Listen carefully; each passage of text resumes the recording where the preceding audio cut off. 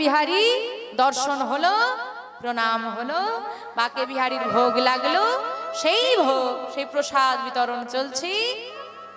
সেই প্রসাদ লালাবাবুকে দেওয়া হলো। লালাবাবু সেই প্রসাদ নিয়ে চলে এলেন গোবিন্দকুণ্ডের তটে, ফিরে এলেন আবার যেখানে ছিলেন। সেই গোবিন্দকুণ্ডের তটে তিনি ফিরে এসে প্রসাদ সেবা করলেন। প্রসাদ সেবা করে তিনি বিশ্রাম নিচ্ছেন। একজন বৈষ্ণব লালাবাবুর সম্মুখে এসে দাঁড়ালেন।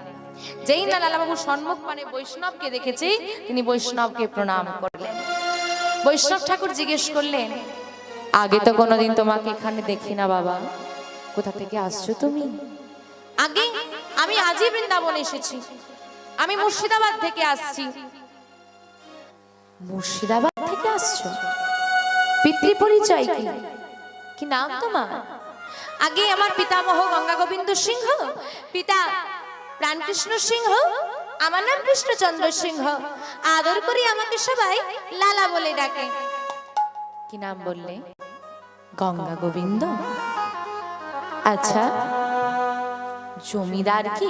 আগে হ্যাঁ হ্যাঁ হ্যাঁ, ঠিক ধরেছেন ঠিক ধরেছেন, জমিদার জমিদার।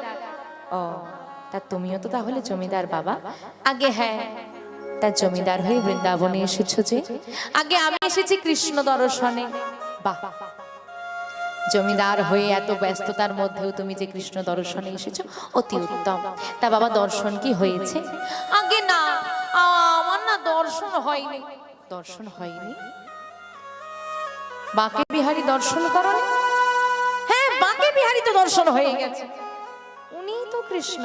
আগে না, আপনি তো আমার কথাটা বুঝতে পারেননি। মানে ওই যে কৃষ্ণ নড়তে পারে না, চড়তে পারে না, কথা বলতে পারে না, আমি ওই রকম কৃষ্ণ দর্শন করতে আসেন। আমি এই বৃন্দাবনে এসেছি সচল কৃষ্ণ দর্শন। বাহ বাহ বাহ বাহ। কিন্তু সচল কৃষ্ণ দর্শন করতে হলে যে অনেক কষ্ট সহ্য করতে হয়, তাছাড়া তোমার হবে না।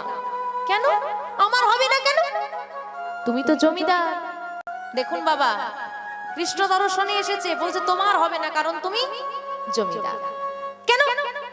জমিদার তো বলে জমিদার যে অনেক দায়িত্ব, তোমার জমিদারি সামলাতেই তো সারাদিন চলে যাবে, তুমি সাধন ভজন করবে কখন?